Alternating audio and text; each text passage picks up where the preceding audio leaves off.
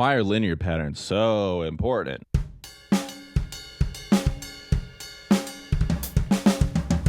It's early and I've had too much caffeine, which I'm not supposed to drink because I have anxiety and just a little smidge of ADHD, undiagnosed. But my wife is diagnosed and she says, think you got it. Here's why I think linear patterns are the key to unlocking everything. Not just drums, all of it.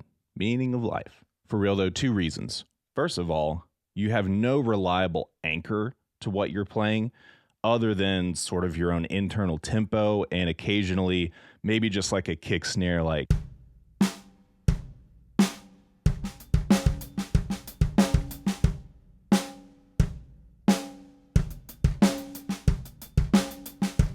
So you really have to rely on, again, like an internal clock or use a metronome to practice for these to really work and for these to really groove. Reason number 2, it really simplifies the process of learning things in other time signatures because I've just done some like 4/4 stuff.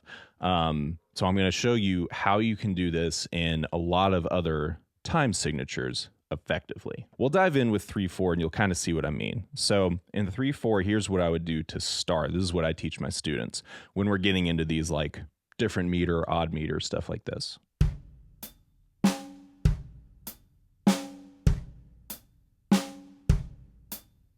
You count it 1, 2, 3, 1, 2, 3, accent on that 3, and it's just kick, hi-hat, snare.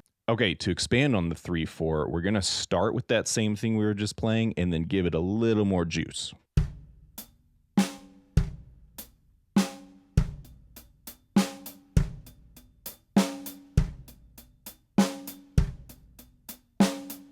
Again, we're still keeping that 1, 2, 3, 1, 2, 3, 1, 2, 3. Now, when we get into time signatures like 6/8, 9/8, 12/8, I hear people using like different language to describe these. Some people would say, and the way I learned it was like, it's based on a triplet. So a 9/8, for example, is 3 groups of 3. 6/8 is 2 groups of 3. 12/8, 4 groups of 3. So to start with a 6/8, here's what I would do as a linear pattern to help, again, like a new student, a beginner student, kind of work through this stuff. So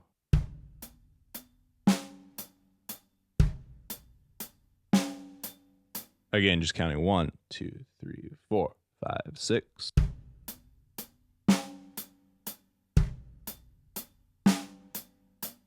Moving on, if we go to 9/8, that pattern, since we have the 3 groupings of 3, I'm thinking of it more as like almost a 3/4 or just a pattern of 3. The accent's going to be on that 3rd group, so like this.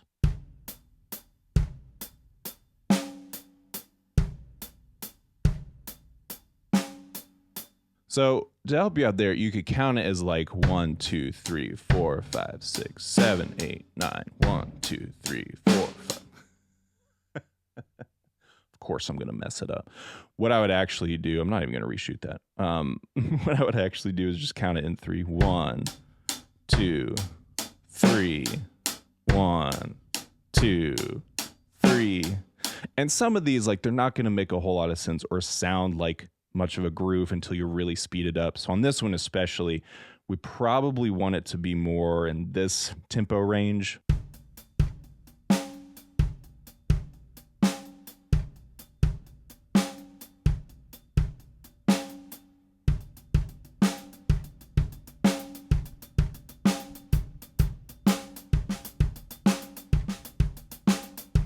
Lots of crazy things you can do with that.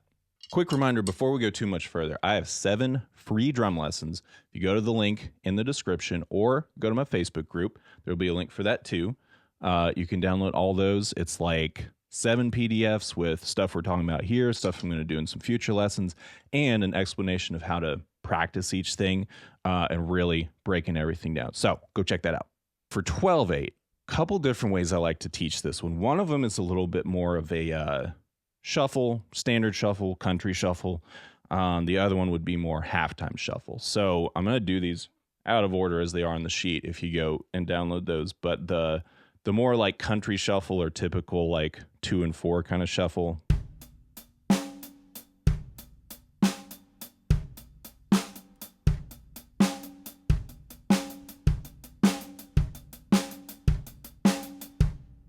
And then the halftime shuffle.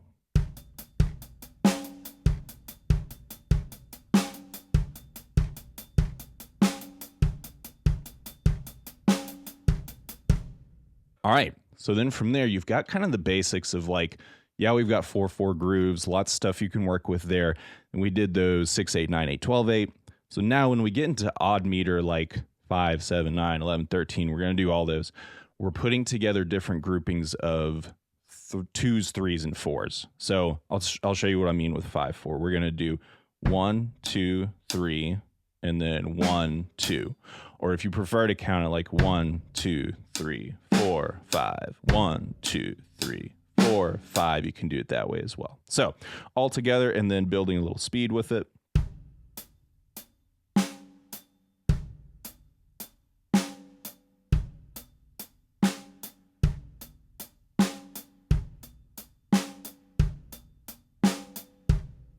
Moving on to 7/8, we're going to do a grouping of 4 and then a grouping of 3. So think of this one as like kick, then 3 hi-hats, snare, and then 2 hi-hats, like so.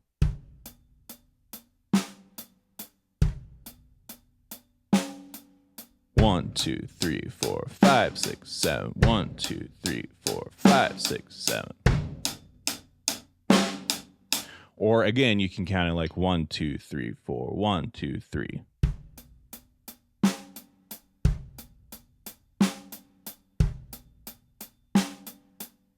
Okay, going on to, I said 9 before, and here's the thing. A lot of these can be, like if they're over a 4, like a 9/4, it's going to have more of like a 9 quarter note pulse. This is just in my experience. You can fight in the comments if you want to, but or like a 6/4 is a little more like 1, 2, 3, 4, 5, 6, 1, 2, rather than like 1, 2, 3, 4, 5, 6, 1, 2, 3, 4, 5, 6. I don't know why I'm going off in this tangent right now. I just want you to know that I know there are a lot of different ways to explain it. So, yeah, however you understand it best. I got mosquito bites. Oh, I remember why. It's because I said 9 earlier, but we already did 9, so we're going to skip that. We're going to go on to 11. A couple different ways you can play this one. I kind of like to think of this as group of 4, group of 4, group of 3. So if we do it that way, 4, 4, and 3, here's just a quick example.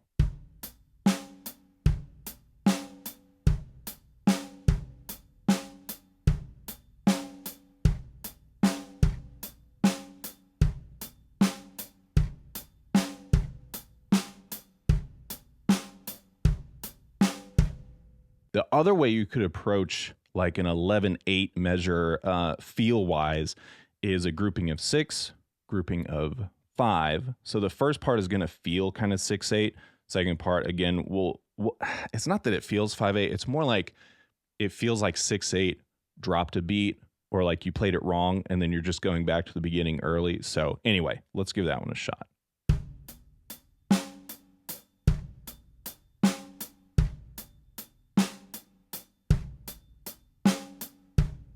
So for that one, again, 1, 2, 3, 4, 5, 6. 1, 2, 3, 4, 5. 1, 2, 3, 4, 5, 6. 1, 2, 3, 4, 5, 1. Let me try that one again and kind of work on speeding it up a little bit.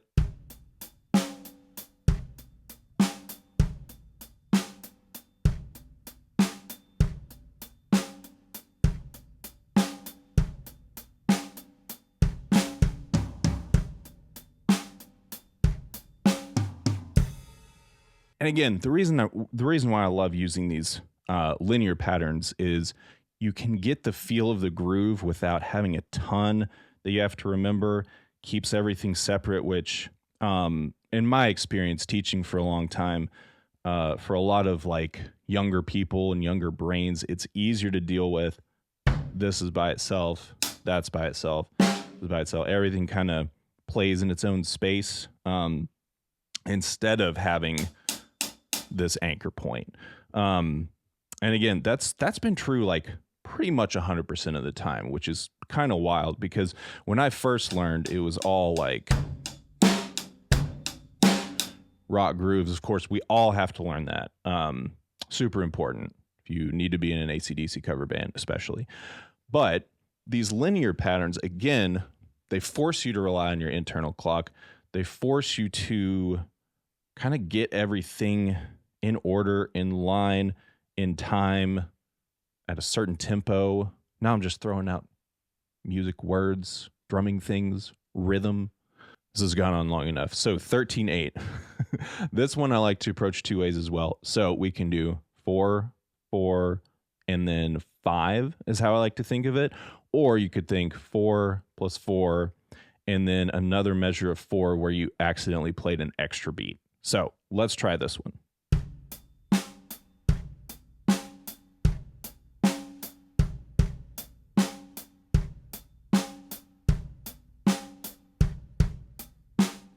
So a lot of people will say, well, you're just playing a measure of 4, a measure of 4, a measure of 5.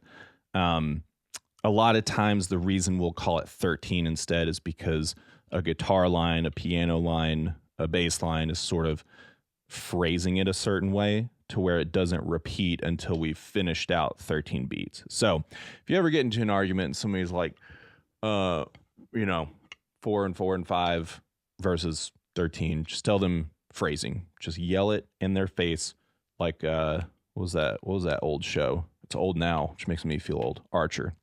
The other way you can actually, before we do that, I'm going to play this one a little bit faster because these like longer total number time signatures don't really feel like much of anything until you get them to a certain speed.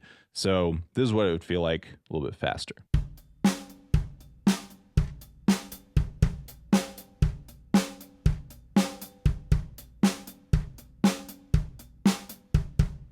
And again, as someone who's played drums for 22 years as of the recording of this video, I'm not really counting that. I'm not counting to 13. I'm also not counting 4 plus 4 plus 5.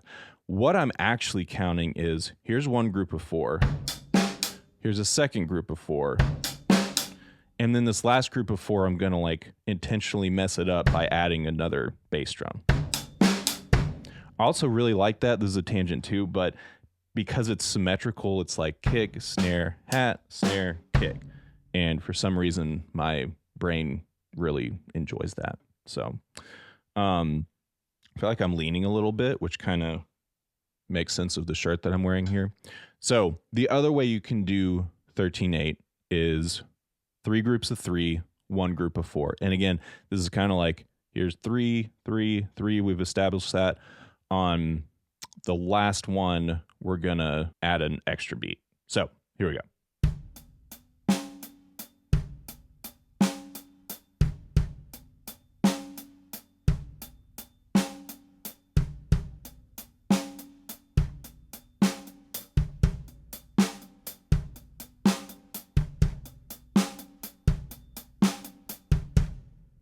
Again, on that one, I'm more feeling the accent of like,